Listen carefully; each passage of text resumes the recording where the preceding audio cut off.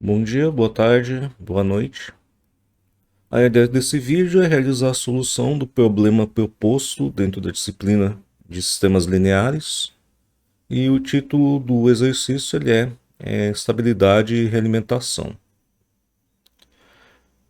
No começo do curso, quando a gente estava vendo sistemas lineares e invariantes no tempo, a gente viu duas interconexões de sistemas, conexão série, em que você conseguia encontrar um sistema equivalente a dois sistemas em cascata, cuja resposta é uma resposta ao impulso que ela é a convolução entre as duas respostas ao impulso que estão em série. A gente viu também a conexão em paralelo, no qual você conseguia também tirar um sistema equivalente cuja resposta ao impulso ela era a soma das respostas ao impulso que estavam associadas em paralelo. E a gente deixou para depois, na verdade, a gente ver essa terceira maneira de você conectar sistemas, que é por meio de realimentação. Existe uma razão para a gente ter deixado para depois essa maneira de você associar sistemas.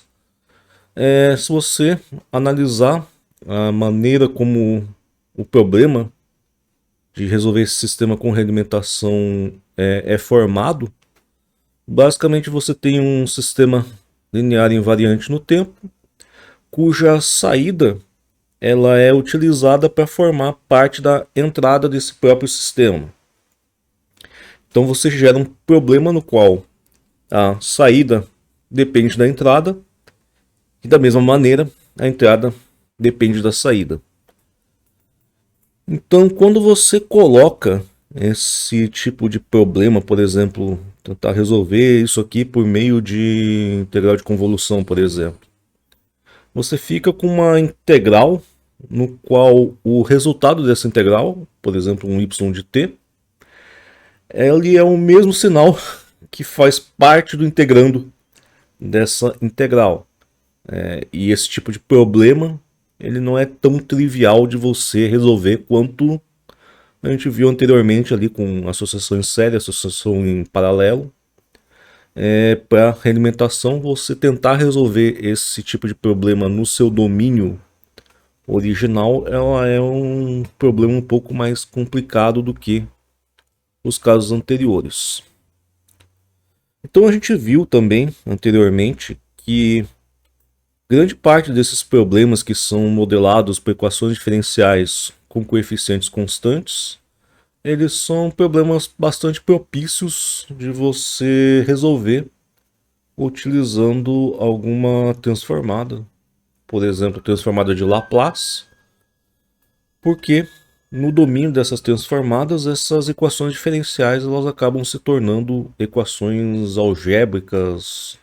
Na verdade, equação diferencial também faz parte da álgebra, mas é assim como é chamado, infelizmente. Bom, mas então quando você tem esse tipo de problema, cuja entrada depende da saída e a saída depende da entrada, fora desse reino das equações diferenciais e dentro de um domínio de equações algébricas, esse tipo de problema ele se torna muito mais simples de ser analisado. Então, considere que um motor que tem como sinal de entrada a inclinação de uma alavanca. Então, basicamente, você deve ter um operador humano ali, que ele tem, por exemplo, um processo industrial, e ele controla alguma variável útil ali desse sistema. Se ele for um motor, poderia ser o torque ou, por exemplo, a velocidade, por meio de uma alavanca, e conforme ele mexe a alavanca, ele vai ter mais torque ou menos torque, ou mais velocidade menos velocidade, e você está modelando isso por um sinal x de t. Por exemplo, você colocou um potenciômetro ali e você consegue ter uma medida mais ou menos ali do ângulo no qual a alavanca está posicionado. O sinal de saída desse sistema, então, ele é uma velocidade y de t. Você poderia medir a velocidade ali, por exemplo, com um sensor óptico, e pode ser modelada por meio de sistema linear causal. Causalidade é uma informação importante nesse tipo de problema, com uma função de transferência h de s igual a 1 sobre s menos 6. Aí vocês vão bater o olho e dizer, o professor encheu a paciência da gente dizendo que sempre que você coloca uma transformada de Laplace, você tem que colocar a região de convergência, e quando ele está passando o exercício, ele está colocando aqui uma função de transferência sem a região de convergência. Que baita hipócrita, né? Bom, o que acontece é que você tem duas informações embutidas nesse enunciado. Primeiro, que o sistema ele é causal, e segundo, uma informação que você tira da expressão da função de transferência, que é a localização dos seus polos. No caso, se você resolver aquele polinômio do denominador, S-6, você consegue encontrar as raízes desse polinômio, que são uma única, S igual a 6. O que se sabe da região de convergência de seja uma função de transferência, seja uma transformada de Laplace de um sinal, tanto faz. A região de convergência ela não pode conter os polos, ou seja, essa ponto S igual a 6 não pode estar dentro da região de convergência. A região de convergência de um sistema causal, ela precisa conter necessariamente a região parte real de S tende a mais infinito. Quando o sistema ele é um sistema chamado de anticausal, que seria um sistema que dependesse somente das amostras atuais e amostras futuras do sinal de entrada e amostras futuras do sinal de saída, ele seria um sistema que necessariamente teria que conter dentro da sua região de convergência a parte real de S tendendo a menos infinito. Então, como ele é um sistema causal, a região de convergência precisa conter essa parte real de S tende a mais infinito e não pode conter S igual a 6. Além disso, o que a gente sabe é que a região de convergência ela sempre é limitada por essas retas verticais dentro do plano complexo, representando a variável S. Então, dessa maneira, a única região de convergência possível para esse sistema seria, ela precisa estar limitada por uma reta exatamente em S igual a 6, de maneira que S igual a 6 não pode pertencer à região de convergência. E aí você poderia ter uma região de convergência à direita ou à esquerda desse polo. Como o sistema é causal e a região de convergência ela precisa conter essa região aqui, cuja parte real de S tende a infinito, a única região de convergência possível ela é a direita desse ponto, S igual a 6. Portanto, apesar de não estar explícita a região de convergência do H de S, ela está implícita, de certa maneira. Além disso, pela região de convergência, a gente vê que a parte real de S é maior do que 6, o eixo imaginário estaria à esquerda desse ponto S igual a 6, e portanto, esse eixo imaginário não está contido dentro da região de convergência desse sistema, portanto, esse é um sistema instável. Geralmente não é uma boa ideia você trabalhar com sistemas instáveis dentro do mundo real. Qualquer momento você poderia ter um ruído que excitasse algum modo característico do sistema que causasse respostas infinitas e você poderia danificar o seu sistema durante seu funcionamento. Então, nunca é uma boa ideia você ter esse tipo de sistemas no mundo real. Para corrigir então esse problema, você pode alterar. Na verdade, você imagina que você tem um motor ali. A princípio, você não tem como alterar aquele motor. Na verdade, você tem, mas talvez não seja uma boa ideia. uma vez que esse motor ele foi comprado de outra empresa. Se você abrir esse motor, você viola a garantia desse equipamento, o que nunca é uma ideia muito boa. Então, a princípio, você quer ter um sistema estável, só que você não pode alterar o sistema linear que já está funcionando ali dentro do sistema. Uma das maneiras que você consegue alterar esse sistema de maneira a ele não ter mais essa característica de instabilidade é exatamente a realimentação. Então esse sistema pode ser modificado utilizando uma realimentação conforme mostrado na figura realimentação.png em anexo. Determine o intervalo de valores para o ganho K para os quais o sistema se torna estável. Ok? Então eu fiz uma cópia do arquivo realimentação.png aqui para dentro da Jamboard. Aumentar aqui um pouquinho o tamanho dele.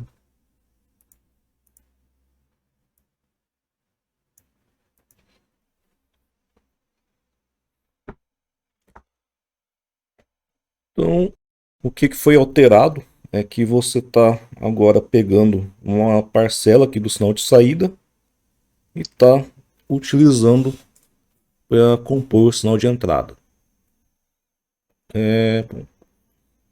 Então, efetivamente, quando você realiza essa alteração no seu sistema, o que você passa a ter como sinal de entrada do sistema linear é um sinal, na verdade, aqui um Z de T, não é mais um X de T. Geralmente é mais fácil você analisar esse tipo de sistema a partir do sinal de saída, chegando no sinal de entrada. Então o que a gente tem aqui? Que y de t ele é igual a z de t convoluído com h de t, que no domínio da transformada de Laplace vira y de s igual a z de s vezes h de s, e o fato da gente não ter que trabalhar com essa integral de convolução aqui é a capacidade redentora que permite que a gente manipule facilmente esse tipo de sistemas. E além disso, a gente tem que o sinal z de t, ele é formado aqui pelo x de t. Z de t ele é o sinal de saída desse somador.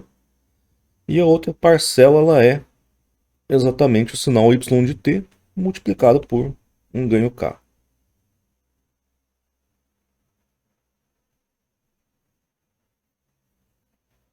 No domínio da transformada de Laplace, isso fica equivalente a z de s é igual a x de s mais k y de s.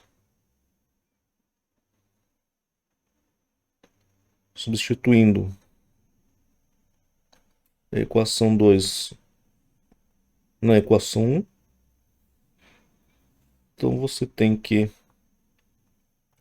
y de s é igual a z de s, não, z de s aqui a gente vai substituir, é igual a h de s multiplicado por x de s mais k y de s. E aqui a gente observa que o sinal de entrada aqui, ele depende do sinal de saída, e certamente aqui o sinal de saída depende do sinal de entrada, que era aquela característica que a gente tinha discutido na introdução do problema.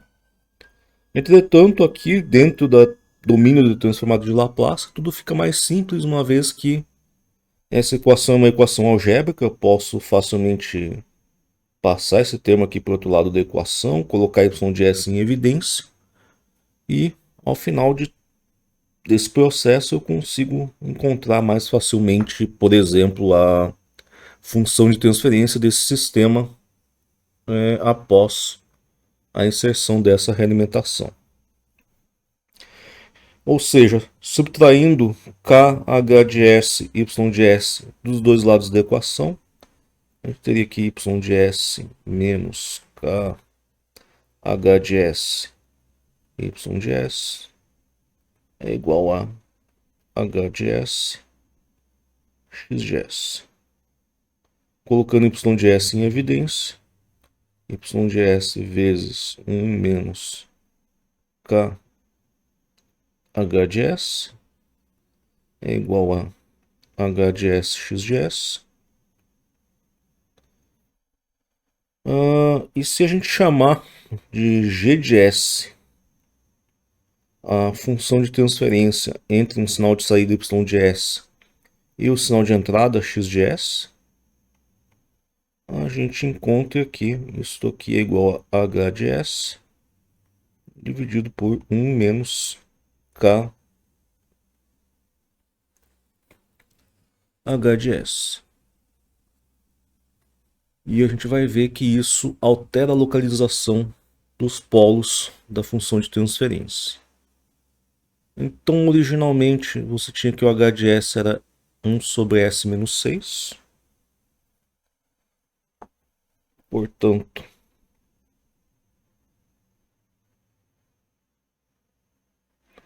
menos K 1 sobre S menos 6. Se eu multiplicar aqui por S menos 6 dividido por S menos 6, eu tenho aqui G de S menos 6 dividido por S menos 6 vai me dar 1. E aqui S menos 6 menos K. Ou seja, a localização do polo da função de transferência, que ela originalmente estava em S-6, ela passou aqui a estar num ponto K mais 6. Então o que a gente sabia dos dados do problema é que esse HDS é um sistema causal. E, na verdade, toda essa novo sistema ele também continua sendo causal. Quais são os outros componentes que a gente tem? A gente tem um somador. O somador é um sistema sem memória, ou seja, ele depende somente das entradas instantâneas aqui x de t e ky de t para produzir o z de t. Ou seja, ele não depende de sinais de entrada ou saída futuros. E a gente tem esse multiplicador por uma constante, que ele também é um outro sistema sem memória. Ele simplesmente pega a amostra atual y de t e multiplica por um ganho k. Você tem dois subsistemas aqui sem memória, um sistema causal. Ninguém aqui depende de amostras futuras, portanto, esse sistema continua sendo um sistema causal. Se esse aqui é um sistema causal, o que a gente consegue concluir é que a região de convergência dessa nova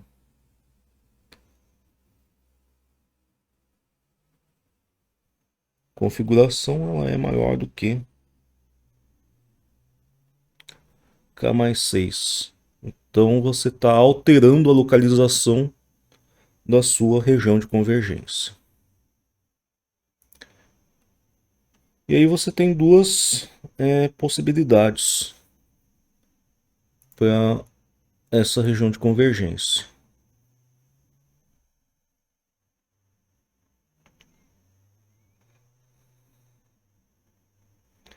Dependendo de quanto você tiver de valor naquele ganho K,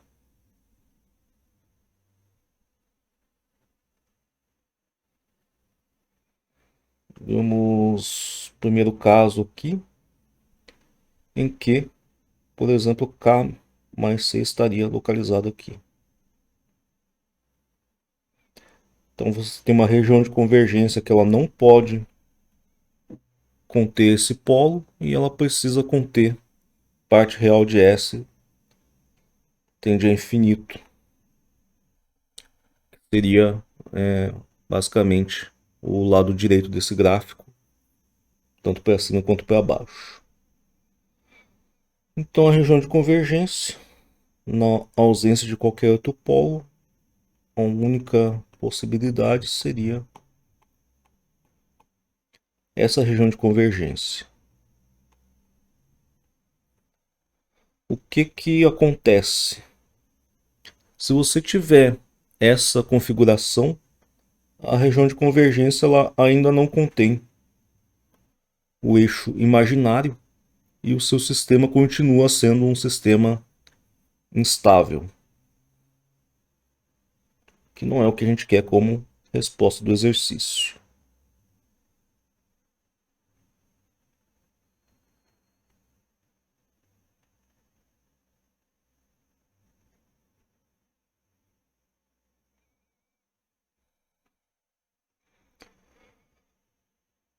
Bom, ok. Outra possibilidade, dependendo do valor de K, você poderia posicionar esse polo aqui à esquerda do eixo imaginário. Da mesma maneira, a região de convergência não pode conter esse polo. E ela precisa conter essa parte, essa região, parte real de S tende a infinito, já que esse é um sistema do tipo causal. E, portanto, você teria essa região de convergência aqui. Então, deixa eu marcar aqui. Isso aqui ainda instável. E aqui, para a região de convergência em vermelho, você teria um sistema estável. E isso vai acontecer aqui, na verdade, para parte real K mais 6, certo? Esse polo, eventualmente, ele poderia estar localizado aqui. Isso poderia acontecer se K fosse uma constante complexa. Caso vocês não tenham considerado que K poderia ser complexo, não tem problema. Isso aí é perfeitamente compreensível. Ou seja, parte real de K mais 6 menor do que zero para estabilidade.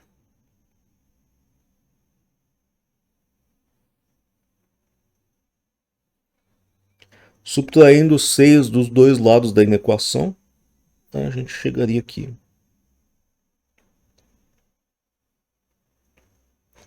A condição, parte real de K.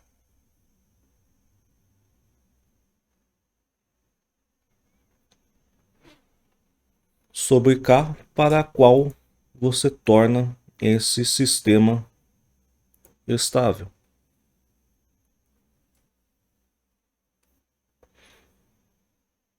Então, caso vocês tenham se deparado com um problema de realimentação pela primeira vez, ali é uma coisa bastante estranha. Esse negócio de entrada depender de saída e saída depender de entrada é um pouco estranho quando você vê pela primeira vez, mas faz bastante sentido.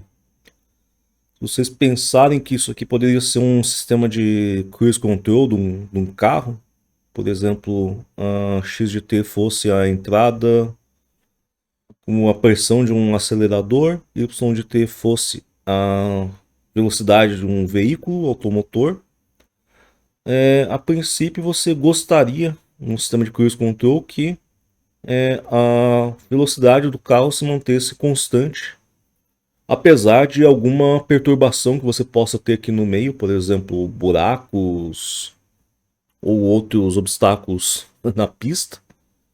Então o que que você faz? Você pega, realiza uma medição da velocidade do veículo e você ajusta a quantidade de aceleração efetiva aqui que você precisa passar para o seu sistema de maneira a tentar manter essa velocidade o mais constante possível. Seria uma aplicação desse tipo de sistemas com realimentação.